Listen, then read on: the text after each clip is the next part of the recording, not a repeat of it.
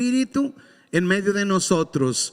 Y hoy abro mi corazón a ti, abro mi corazón a tu palabra en el nombre de Cristo Jesús. Por favor, enséñame lo que necesito aprender, enséñame lo que necesito entender.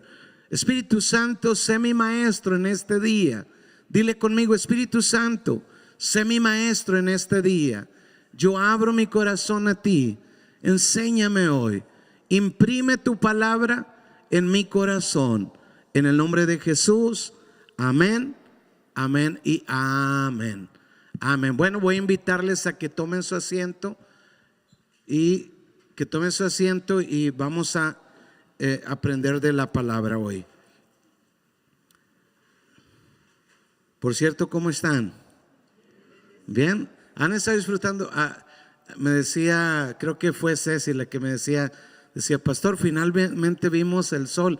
Le digo, no había pensado que todo lo que va del año básicamente hemos estado nublado, así que han disfrutado lo nublado. Antes de que venga el sol, disfrútenlo porque cuando se acabe lo nublado pues va a estar diferente, pero hay que aprovechar todo lo que Dios nos da. Así que hemos estado compartiendo. ¿Se recuerdan el tema? ¿Alguien se recuerda el tema de las semanas pasadas? Fueron 7 semanas. ¿Cómo? Enséñanos a orar. Y sí, era del Padre Nuestro, pero el tema era enséñanos a orar. Entonces, enséñanos a orar es porque los discípulos empezaron a notar que la oración de Jesús era diferente. Era diferente a la oración que ellos habían conocido. Ellos no era nada nuevo el escuchar a alguien orar. Para ellos era normal, entre su comunidad era lo más normal escuchar a una persona orar. Pero pudieron notar la diferencia entre la oración de los que ellos conocían, la oración de ellos, la oración de los líderes espirituales y la oración de Jesús. Cuando conocieron suficiente a Jesús, es que le empezaron a preguntar: Señor, enséñanos a orar. Algo diferente hay en tu oración. Necesitamos aprender a orar. Fue esa humildad que llevó a estos discípulos a decir: enséñanos a orar. Es la misma humildad que Dios busca en nosotros, que podamos decirle: Señor, enséñanos a orar. No sé orar, no que no sé hacer una oración, pero necesito una oración que mueva montañas. Necesito una oración que cambie mi realidad. Necesito una oración que cambie mi matrimonio. Necesito una oración que cambie a mis hijos. ¿Cuántos dicen amén?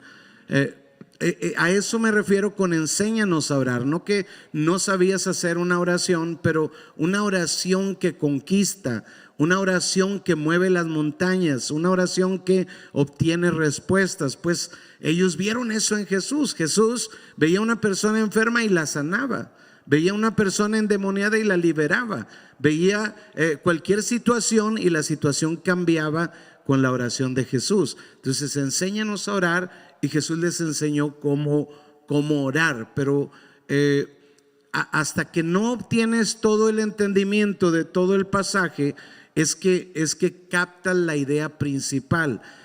Jesús, primero que nada, quisiera compartir con ustedes que no va a ser nuestro tema hoy igual que todos los temas. Va a ser un poquito diferente desde el tema hasta cómo lo vamos a hacer. Vamos a involucrarnos todos en la mitad de la enseñanza.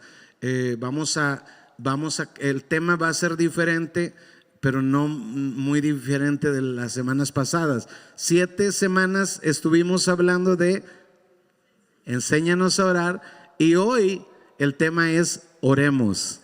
¿Cuál es el tema? Entonces no hay mucha dificultad, ¿verdad?, para recordar.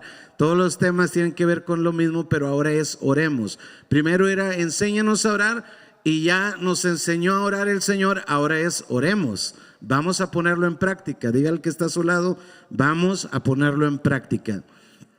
Ahora, pero es importante entender esto antes de ir a la práctica. Es primero entender que Jesús no nos salvó para darnos una religión. Jesús no nos salvó para darnos una religión. Por eso es que Jesús no agarró un edificio y le puso: esta es mi organización. No pasó así. Fueron siglos después que alguien dijo: esta es la organización de Jesús. Pero Jesús nunca lo hizo de esa manera. Entonces, no importa cómo se llame la organización o la iglesia, siguen las enseñanzas de Jesús. Hay algunos que las siguen fielmente. Hay unos que siguen las enseñanzas de Jesús más la tradición de ellos. Hay quienes siguen las enseñanzas de su tradición y hay quienes están muy lejos de las enseñanzas y de la tradición completa de lo que es el cristianismo de Jesucristo. Entonces, Jesús no nos salvó para darnos una religión. De hecho, las personas con las que más Jesús peleó en su predicación o luchó por enseñarle a la gente que estaba mal fueron con los religiosos de ese tiempo. ¿Por qué? ¿Por qué fue eso? Si eran los que más cerca estaban de la palabra de Dios, eran los que más oraban, eran los que más ayunaban, eran los que más memorizaron la Biblia de aquel entonces, podríamos pensar eran los que estaban más bien, pero Jesús dijo: son los que están peor que todos. Entonces, ¿por qué? Porque hay varias cosas para entender. Una persona puede volverse religiosa y olvidarse de Cristo. Eso es lo que vamos a entender hoy. Y vamos a entender primero: Jesús no murió en la cruz para darnos una religión. Jesús murió en la cruz para darnos una relación con Dios el Padre. Entonces, diga conmigo: una relación con Dios. Entonces, Jesús no murió para darte una religión. Jesús murió para abrir la puerta para una nueva relación con el Padre. Dios quiere una relación contigo. Diga conmigo: Dios quiere tener una relación conmigo. Predícale al que está a tu lado y dile: Dios quiere tener una relación contigo. Ahora predícale al del otro lado, al de atrás o al del frente otra vez y dile: Dios quiere tener una relación contigo. Entonces, Jesús murió en la cruz no para darnos una religión, pero para construir, para darnos la bendición de desarrollar una relación con Dios. Entonces, cada uno de nosotros, cuando venimos a Cristo, nacemos a una vida espiritual, es lo que vamos a entender un poquito más. Pero luego tenemos que aprender a crecer. Entonces, esas 7 semanas que hemos estado hablando acerca de la oración, Jesús enséñanos a orar, era como entender primero que Jesús explicó, digamos, cómo orar, pero no en una forma religiosa, sino en una forma, digamos, práctica. Y siempre he entendido que si Jesús hubiera escrito todo lo que era la oración como una oración de Él, entonces hubiéramos seguido al pie de la letra la oración de Jesús. Pero Jesús nos dio un bosquejo. Ahora se me olvidó la palabra en español, ya ni de aquí ni de allá, ¿verdad? Pero un bosquejo de cómo ir en nuestra oración. ¿Cómo sé que es un bosquejo? Porque vamos a practicar la oración de Jesús. Padre nuestro que estás en los cielos, santificado sea tu nombre, venga tu reino, hágase tu voluntad como en el cielo. Y luego el pan nuestro de cada día, dánoslo hoy, y perdona nuestras ofensas como nosotros perdonamos a los que nos ofenden, y no nos dejes caer en la tentación, mas líbranos del mal, porque tuyo es el reino y el poder y la gloria. Entonces ya lo hicimos la oración en 2 minutos. Entonces la gente piensa: se quedó vacío, repitámosla otra vez, Padre nuestro que estás en los cielos, y otra vez y otra vez y otra vez.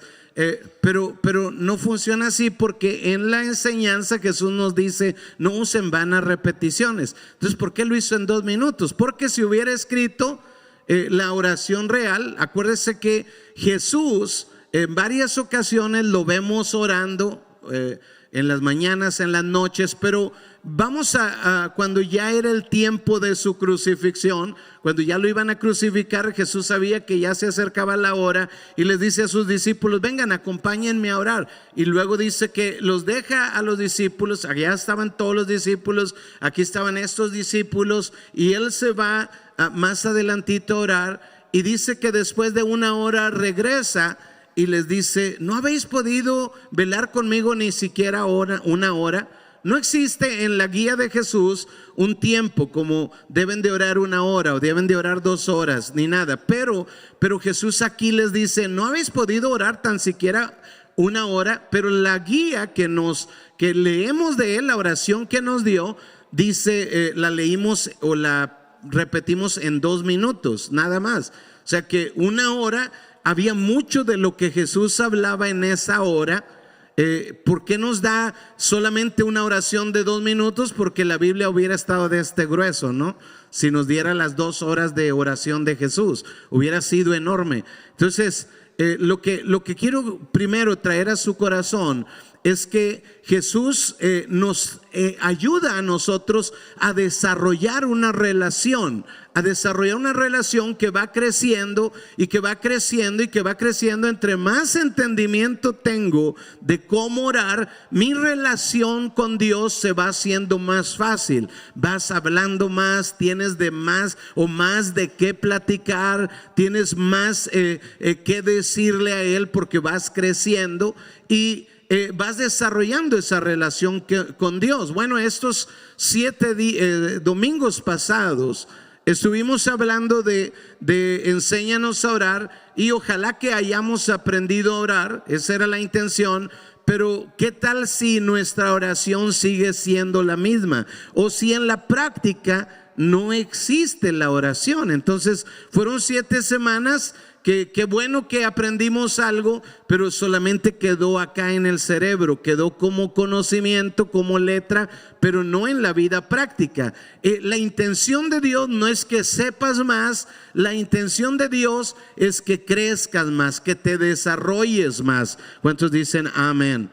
Entonces, somos niños cuando nacemos al evangelio, somos niños, pero ahora hay que crecer. Es bonito agarrar un bebé de 1 mes, de 2 meses, de 3 meses y cargarlo, y es bonito, ¿no es cierto? Pero te imaginas cargar a ese bebé por 40 años aquí en tu regazo.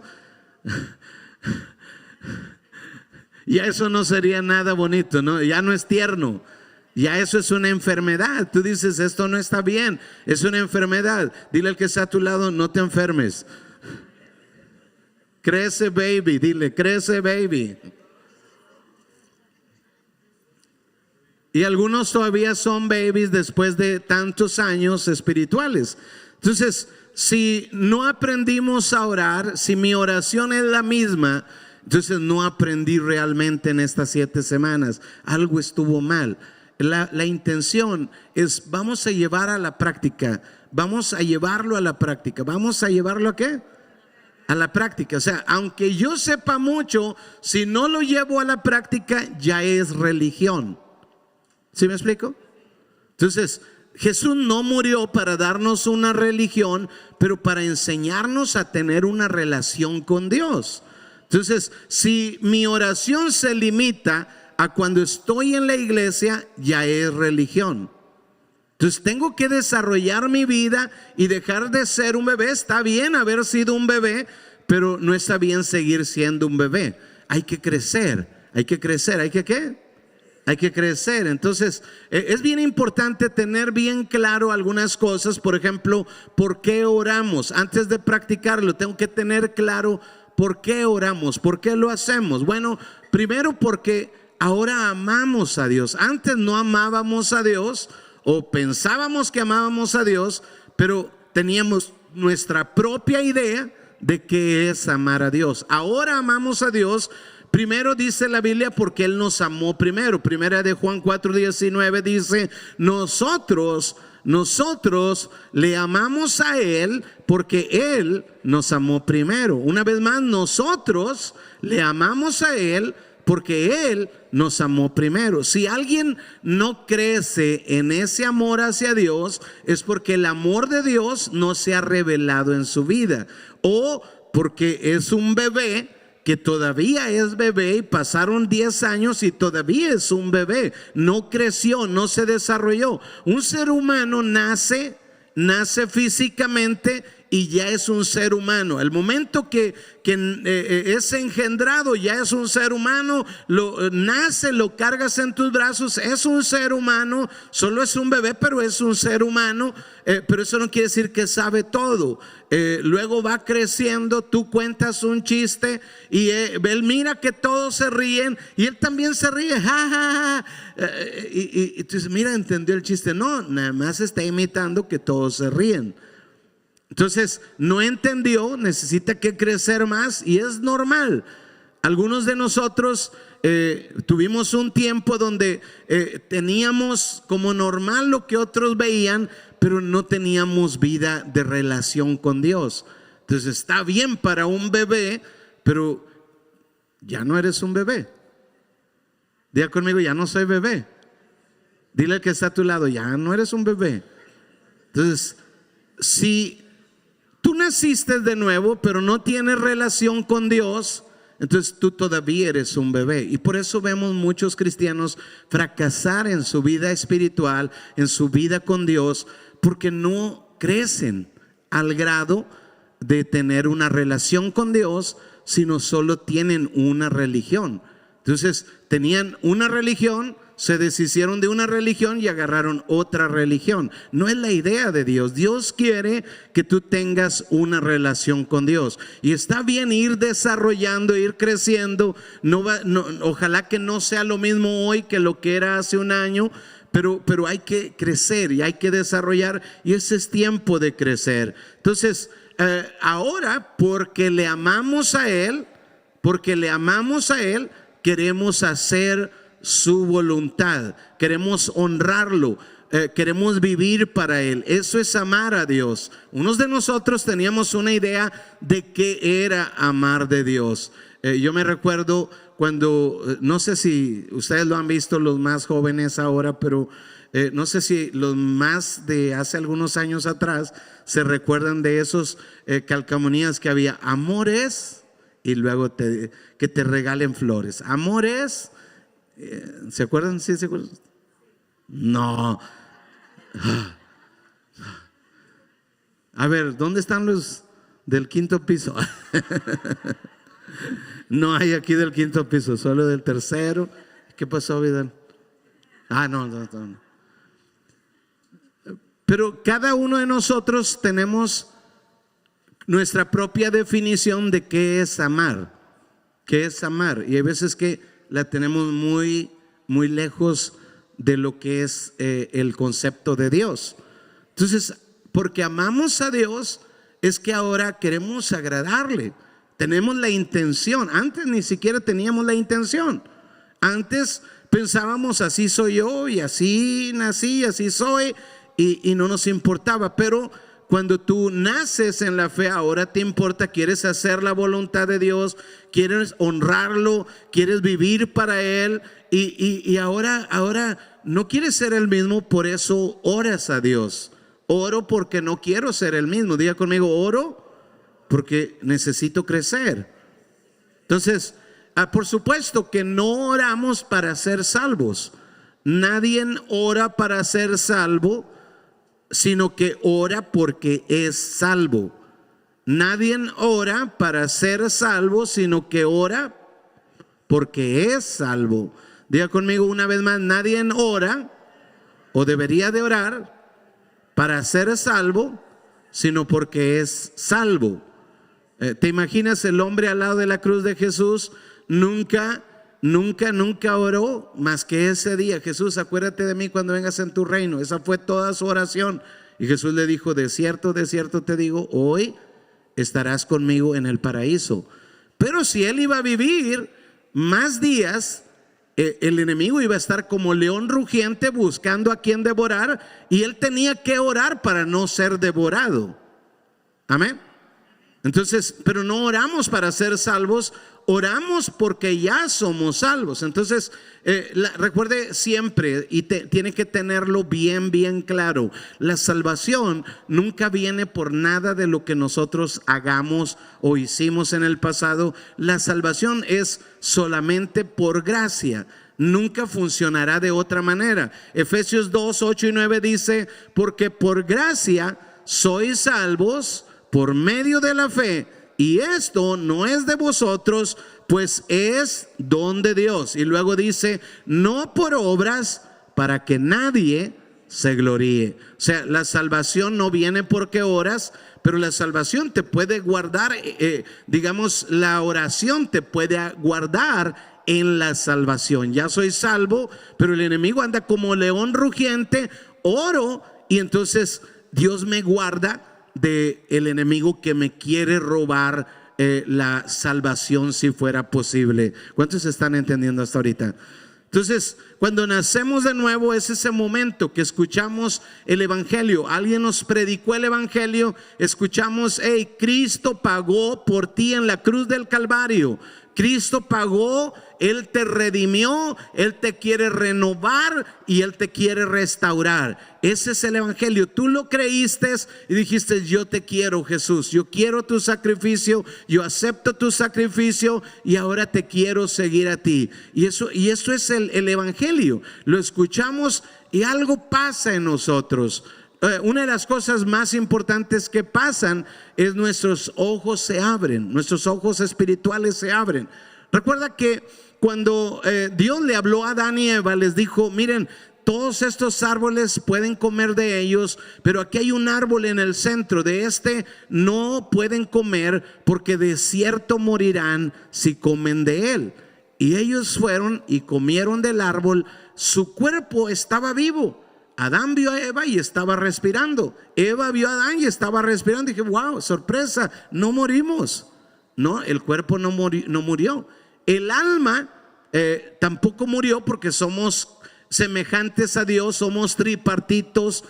Dios es Padre, Hijo y Espíritu Santo. Nosotros somos espíritu, alma y cuerpo. El cuerpo no murió. El alma no murió. Ahí es donde está el intelecto, las emociones y la voluntad del ser humano. El alma no murió. Adán y Eva estaban felices de su alma, de que no estaban muertos. Wow, estás vivo. Oh, tú también estás viva. Wow, qué bueno. Pero ¿qué pasó? Su espíritu ahí mismo murió. Entonces, recuerda siempre: la paga del pecado siempre es muerte. Entonces, sí murió el espíritu humano ahí. La Biblia dice que ahí pasó a todos los hombres la muerte. Dice: por el pecado de uno pasó la muerte a todos. O sea, los hijos de Adán y Eva a partir de ahí nacían con el espíritu muerto. Cada ser humano. Por eso es que desde que nacen los niños, desde que nacen, necesitan ser vivificados por el Espíritu de Dios. Entonces, cuando el espíritu está muerto, la persona no mira a Dios. La persona no oye a Dios. Cuando el espíritu está muerto, es muy parecido a cuando tú tienes un teléfono, y puede ser un buen teléfono, no es un mal teléfono, puede ser el último que salió, el último teléfono, y lo prendes y físicamente no está quebrado, todo está bien con él, y lo prendes y todavía se mira todo, ves programas adentro de él, etcétera, etcétera. Pero cuando tratas de llamar, el teléfono no tiene línea, está muerto. El espíritu está muerto, no hay señal. Así el ser humano, cuando el espíritu está muerto, no hay señal. Cuando es bebé, pues alcanza a reírse por lo que otros se ríen, alcanza a sonreír, alcanza, hay algo de vida, pero no hay entendimiento. Necesita que crecer. Pero cuando la persona crece, entonces ahora sus ojos se abren. Ahora puede ver lo que antes no veía. Ahora puede entender lo que antes no entendía. Ahora puede hacer cosas, digamos, puede mirar lo que realmente importa. Jesús nos enseñó varias veces y nos dijo: miren, no se concentren en lo que no importa, hay cosas que no importan. Dijo: ni siquiera se afanen por nada de que habrán de comer, de beber, ni de vestir. Ni siquiera se afanen de eso, porque vuestro Padre tendrá cuidado de ustedes. Y la mayoría de la gente se afana en lo que habrá que comer y que beber y que vestir. Entonces, ¿por qué? Porque digamos, los ojos espirituales están cerrados y la persona está más preocupada de lo que le va a durar 50, 60, 70, 80, 90 años, pero no está preocupado por lo que va a perdurar por toda la eternidad. ¿Qué es lo que va a perdurar por toda la eternidad? Lo único que va a perdurar por toda la eternidad es lo que Dios dice que va a perdurar por toda la eternidad. ¿Qué va a perdurar? La Biblia dice que las obras que hacemos para Dios son las que perdurarán por toda la eternidad. O sea, todo lo que hacemos para Dios perdurará para toda la eternidad. Dice que habrá un punto en la historia donde nos presentaremos delante de Él para recibir recompensas de acuerdo a lo que hayamos hecho mientras estábamos en el cuerpo. O sea, ¿por qué yo preocuparme por lo que va a durar 100 años cuando allá van a pasar mis obras? No 100 años, no 1000 años, no 10,000 años, no 100,000 años, no 100 millones de años, pero una eternidad. Y me preocupo más por lo que puedo tener aquí y no me preocupo por lo que viene en la eternidad. No quiere decir que no te preocupes o que no hagas nada por lo que hay en esta tierra. Haz lo que tienes que hacer, pero no te olvides que hay algo que es eterno. Hay algo que es ¿qué? Eterno. Entonces, si en algo me voy a ocupar, sería en lo que voy a llevar a la eternidad.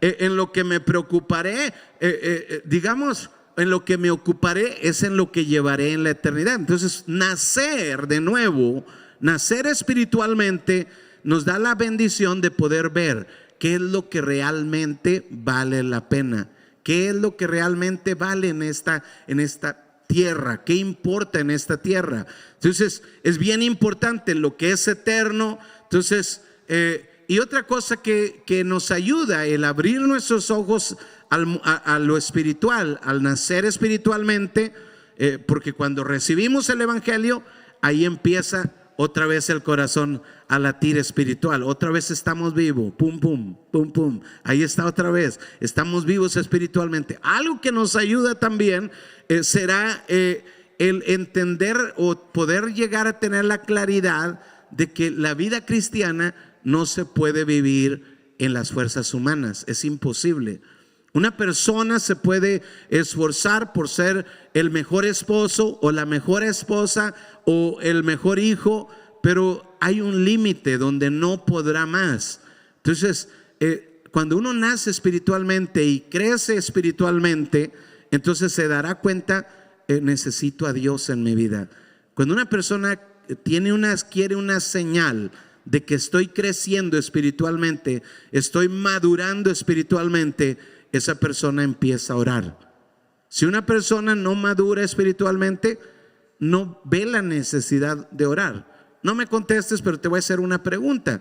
¿Tú estás viendo la necesidad de orar? Ay, pastor, sí, yo oro los domingos. Entonces, todavía quiero darte la mala noticia de que eres un baby. Y es tierno ser un bebé, pero solo por unos meses. Después, ya no es nada divertido ser un bebé. ¿Cuántos están entendiendo esta parte? Entonces, la otra cosa que hay que entender es que la forma en la que oramos no es nuestra idea, es la idea de Jesús. Él nos dio la idea qué puntos debemos de tocar, qué es importante, qué sí importa orar, qué no me debería de olvidar de orar. Hay veces que nosotros creemos que oramos, pero tenemos nuestra propia oración, no la oración de Jesús.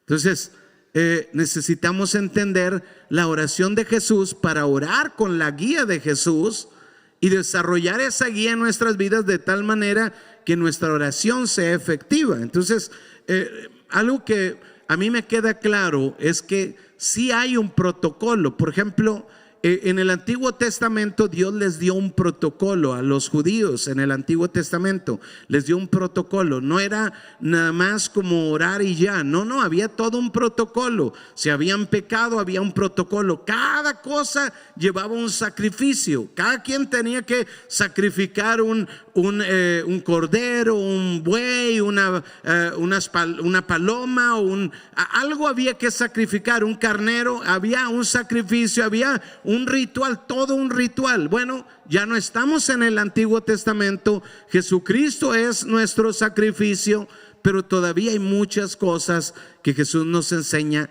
¿Cuál es el protocolo? Había un protocolo en el Antiguo Testamento y hay un protocolo en el Nuevo Testamento. En el Antiguo Testamento no bastaba solo la intención, tampoco en el Nuevo Testamento basta la intención nada más. La gente dice lo que importa es la intención, pero en Dios no importa solo la intención, es más que la intención. Entonces, ¿qué es lo que importa? Más que la intención. Dios le enseñó al pueblo de Israel cómo debería hacerse. Por ejemplo, una de las palabras que más me impacta es cuando, el rey Saúl había pecado contra Dios. Fue error tras error tras error y Dios lo desechó. Primero, hizo muchos errores terribles que a veces nosotros lo vemos y decimos, no es tan terrible su error.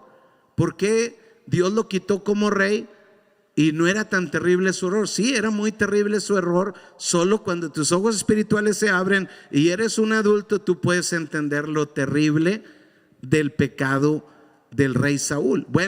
Él había pecado tras pecado tras pecado. Fue peor al grado que fue consultó a un medium, a una bruja, y le pidió que trajera a un muerto. En la Biblia Dios le había dicho, si una persona consultare a un muerto, sea cortado de ustedes, mátenlo, apedréenlo.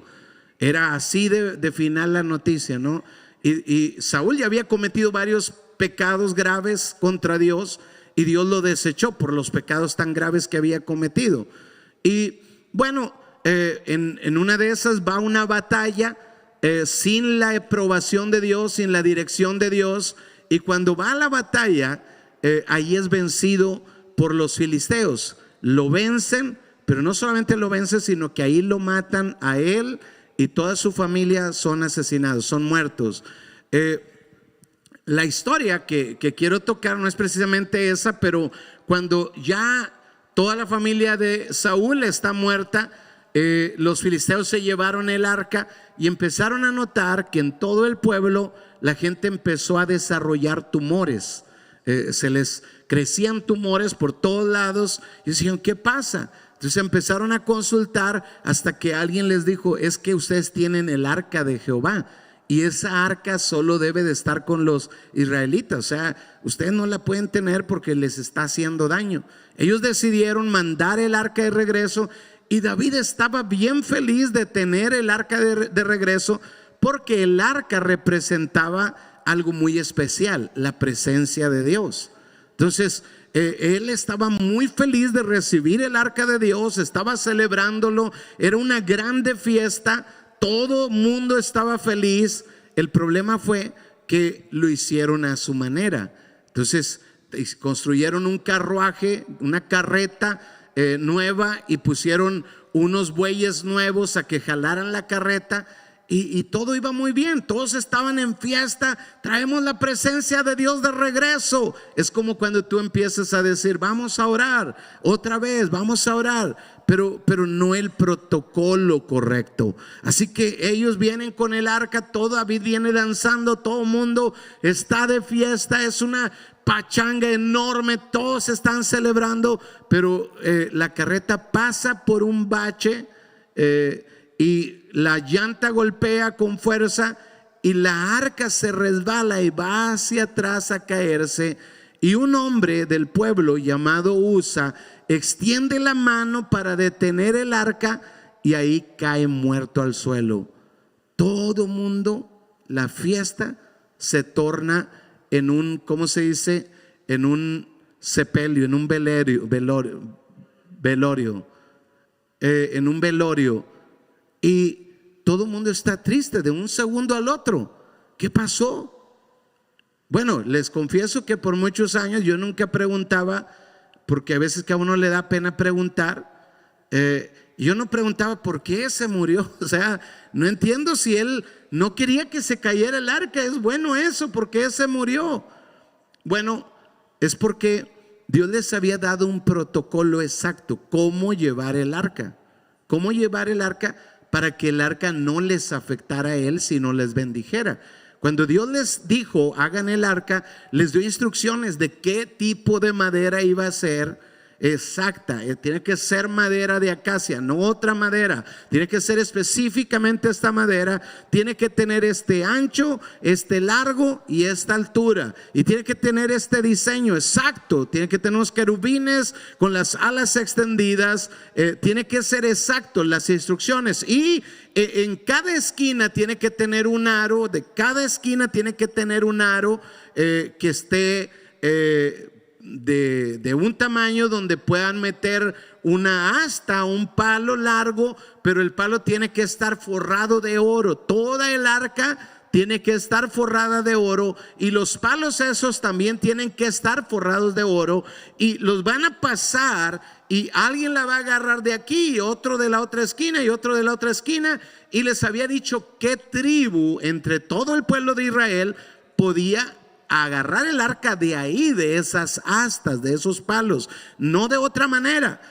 No es porque Dios es malo, es porque Dios es bueno. Diga conmigo, porque Dios es bueno.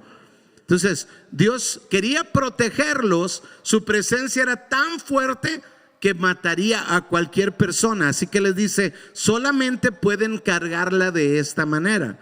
Bueno, con este tiempo yo he entendido que Dios nos enseña cómo orar con un propósito. Él nos enseña cómo nos hace bien la oración.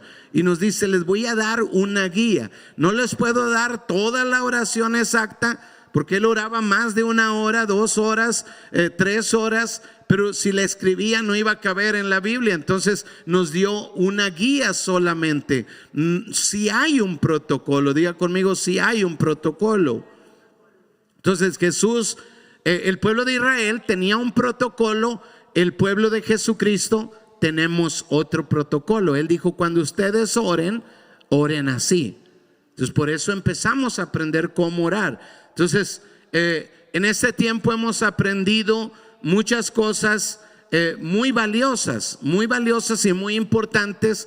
Ojalá que hayan hecho rema dentro de ustedes y se hayan hecho claras. Pero lo que la va a hacer clara es la práctica. Si usted no lo practica, entonces se va a quedar como un bebé. No sea un bebé. Dígale que está a su lado, no seas un bebé. Hay que crecer, dígale. Ahora predíquele a otro lado, dígale, ya no seas un bebé, hay que crecer. Ahora predícale a alguien más, alguien que no le hayas dicho nada, así de lejecitos, dígale.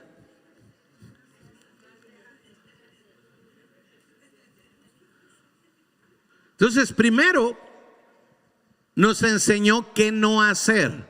¿Qué no hacer? Y les dijo en Mateo 6, 5 al 8, les dijo, y cuando ores, no seas como los hipócritas. Ahora, escucha bien, no seas como ¿qué? Los hipócritas. La razón por la que Jesús atacó a los escribas y a los fariseos es porque eran hipócritas. Entonces cualquier persona que no crece espiritualmente puede llegar a ser hipócrita. No seas como los hipócritas. ¿Qué es ser hipócritas? Mire cómo lo define Jesús. Porque ellos aman el orar en pie en las sinagogas y en las esquinas de las calles para ser vistos de los hombres. ¿Para qué? Dice, de cierto os digo que ya tienen su recompensa. Ahora, les voy a explicar por qué yo aprendí esto. Porque yo nunca me había pensado a mí mismo como un hipócrita. Por supuesto, todos nos queremos mucho, ¿verdad? Solo alguien que no se quiere piensa, yo soy un hipócrita. O alguien que Dios se lo revela, tú eres un hipócrita. ¿Sabe cómo me di cuenta? Porque yo empecé a servir a Dios desde que tenía 19 años. Empecé a servir a Dios, 19 años empecé a servir a Dios. Y yo noté que cuando estaba con otros, porque acostumbrábamos a orar en la iglesia en las mañanas, cuando estaba con otros yo no me dormía. ¿Sabe por qué no me dormía?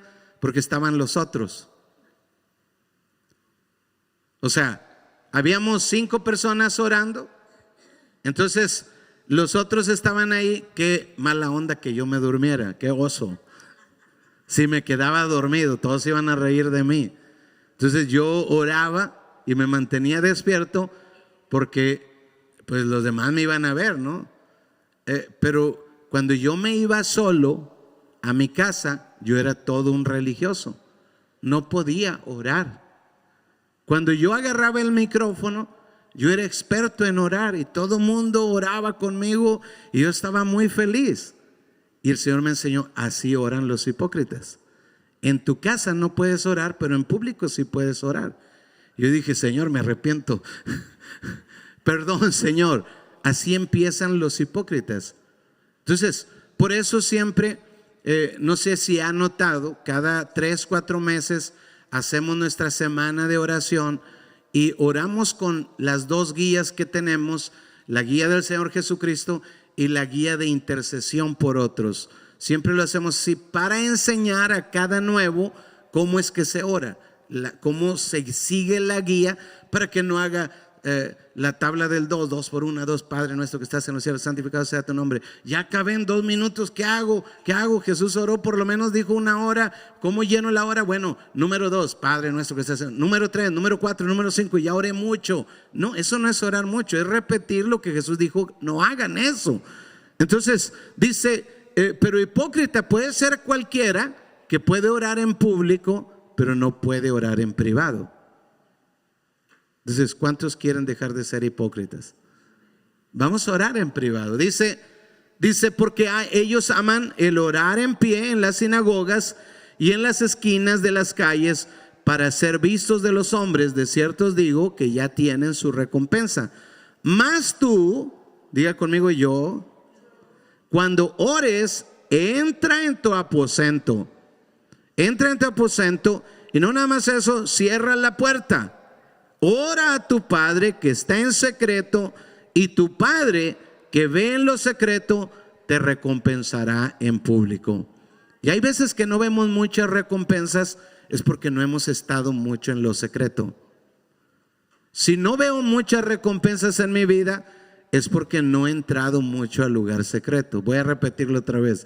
Si no veo muchas recompensas en mi vida, es porque no he estado en lugar secreto. Sí vengo a la iglesia, pero por religión, no tengo relación con Dios.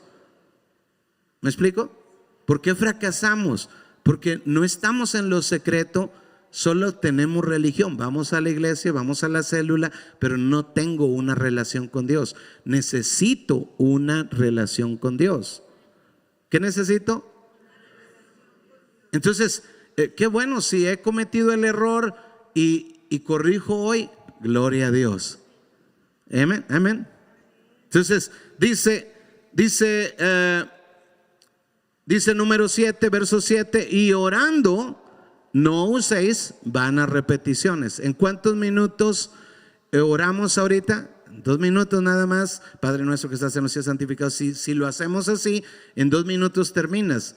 Entonces, para orar 1 hora, Jesús les dijo a los discípulos, ¿no habéis podido orar conmigo ni siquiera 1 hora? No nos dijo, tienen que, porque no es una ley que Él nos dio, tienen que orar por lo menos 1 hora. Pero dijo, ¿no habéis podido velar conmigo ni por lo menos con 1 hora?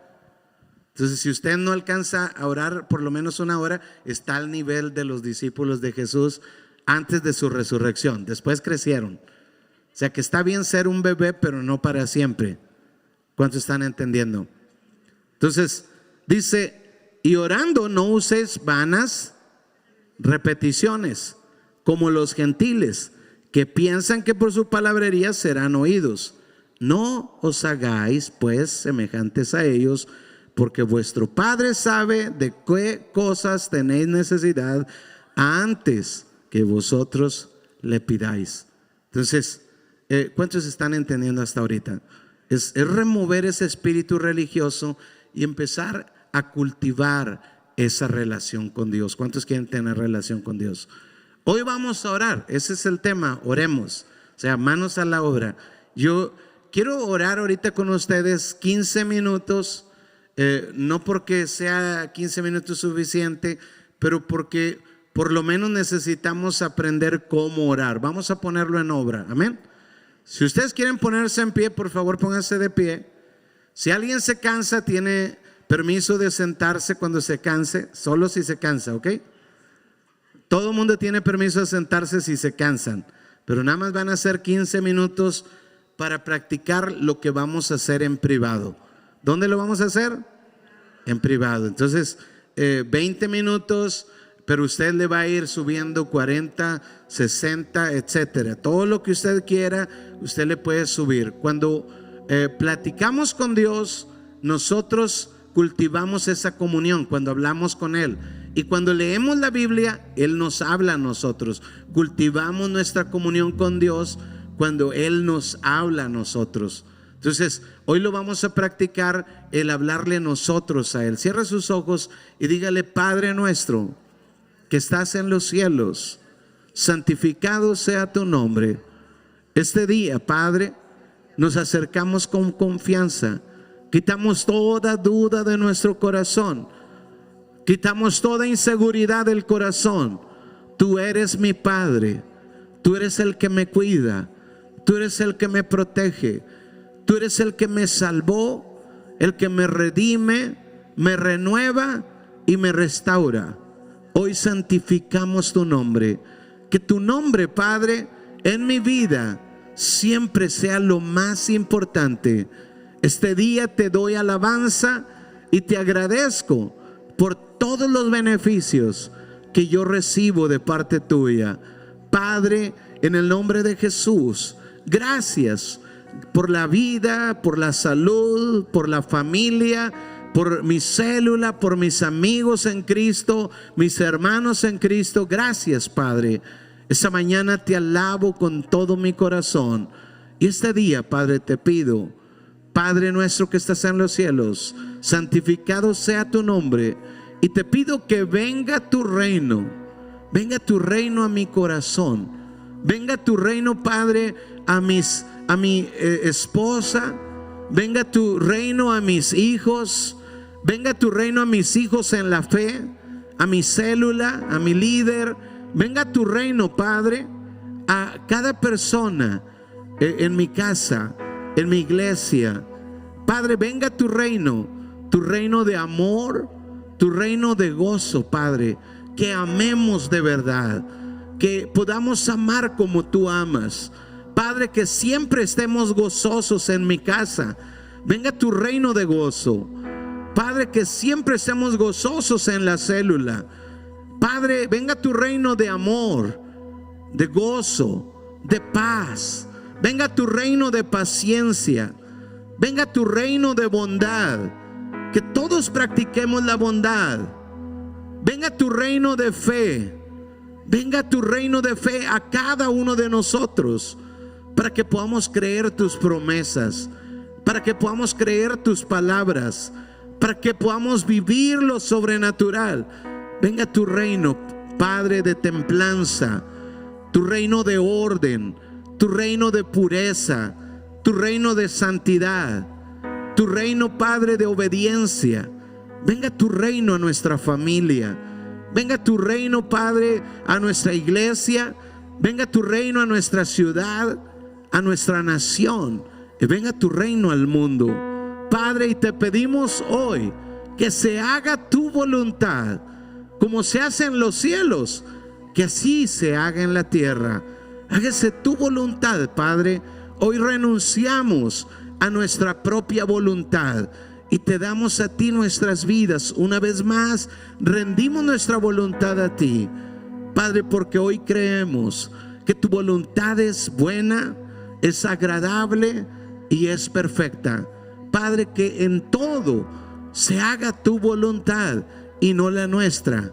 Así como Jesús hizo tu voluntad, Padre, y no la de Él, así nosotros también, que se haga tu voluntad en mi vida, en mis hijos en la fe, en mi esposa, Padre, en la iglesia, en nuestra ciudad, en nuestra nación, en nuestro mundo. Padre, hágase tu voluntad como se hace en los cielos.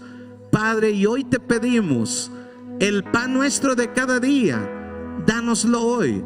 Que esa palabra, Padre, que sana, que libera, porque tú enviaste tu palabra y los sanaste y los libraste de tu ruina, de la ruina de ellos, Padre.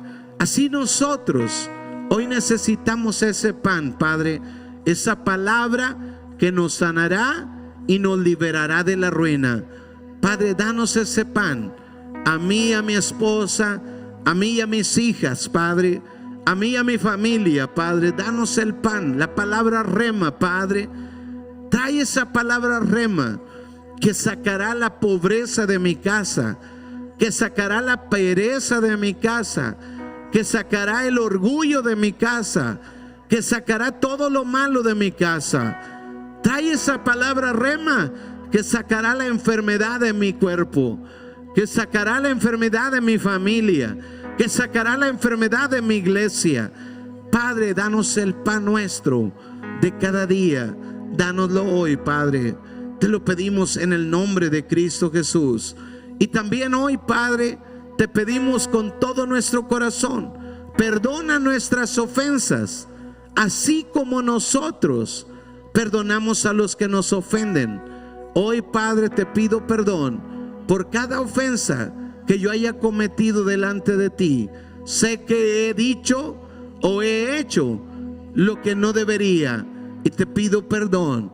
Lávame con la sangre de Jesús. Perdona a mi esposa, perdona a mis hijas, Padre, de todo pecado, de toda contaminación en nuestro espíritu, alma y cuerpo. Lávanos con la sangre de Jesucristo.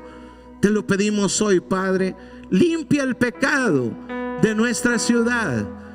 Limpia el pecado de nuestra nación. Limpia el pecado, Padre, en este mundo. Trae redención en el nombre de Jesús. Y Padre, también te pedimos hoy, en el nombre de Cristo Jesús, no nos dejes caer en la tentación. No nos dejes, Padre, caer a mi esposa y a mí, a mis hijos y a mí, a mi familia y a mí. Padre, no nos dejes caer en la tentación, mas líbranos del mal. Padre, te lo pedimos en el nombre de Cristo Jesús. Ayúdanos cuando somos débiles, cuando dudamos. Padre, guárdanos de la tentación de dudar. Guárdanos de la tentación de mirar hacia atrás. Guárdanos de la tentación de, Padre, aceptar la incredulidad. Guárdanos de la tentación de la inmoralidad. Guárdanos, Padre, cuando somos débiles. No nos dejes, Padre, caer en la tentación, mas líbranos del mal, porque tuyo es el reino y tuyo es el poder. Padre, no queremos en nuestra vida el mal. No queremos que el mal se acerque a nosotros. No queremos que el mal destruya nuestras bendiciones. Guárdanos del mal, Padre, porque tuyo es el reino y tuyo es el poder y tuya es la gloria. Gracias, Dios, porque no te das por vencido con nosotros, sino que nos ayudas cada día y nos enseñas cada día, Padre. Y hoy nos estás enseñando y nosotros te agradecemos de todo corazón, en el nombre de Cristo Jesús, en el nombre de Cristo Jesús. Gracias, Padre. Amén, amén y amén. ¿Cuántos dicen amén? Amén. Bueno,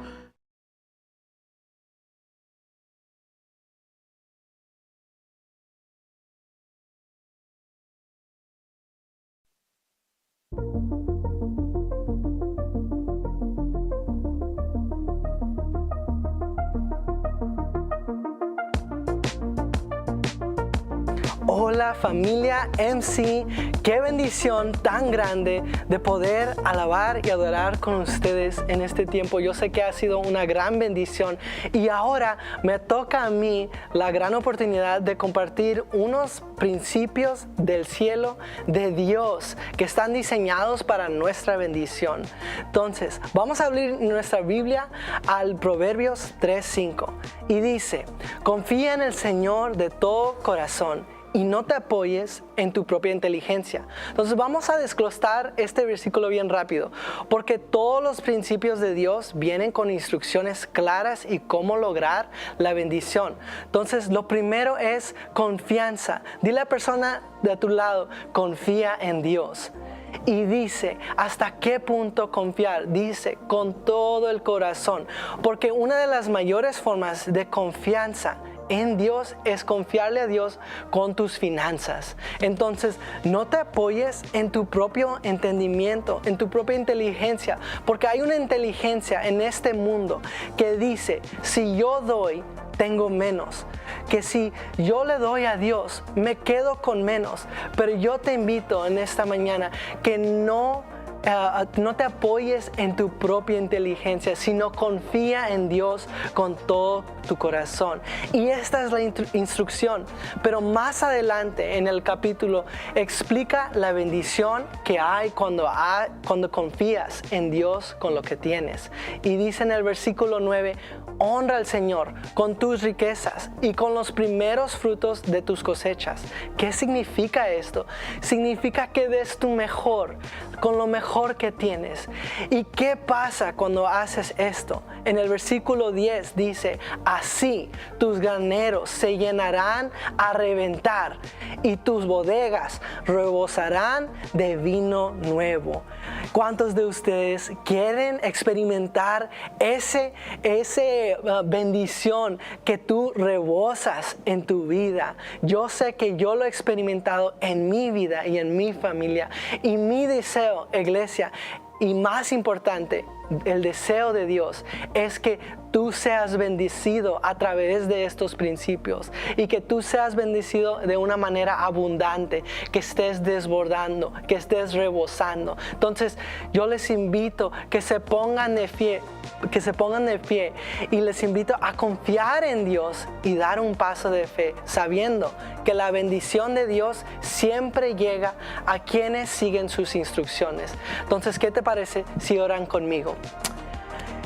Padre, hoy te invitamos con todo nuestro corazón a nuestra vida. Hoy decidimos a confiarte con todo nuestro corazón y con nuestras riquezas, con todo lo que tenemos, sabiendo que tú darás una bendición tan grande que vamos a rebosar, que vamos a desbordar. Hoy creemos en tu palabra con todo nuestro corazón y hoy decidimos tomar este paso de fe. Aplicamos la sangre de Jesús sobre esta ofrenda, sabiendo que tú la multiplicarás. Te damos toda la honra y toda la gloria en el nombre de Cristo Jesús. Amén, amén y amén. Y hay 3 maneras de que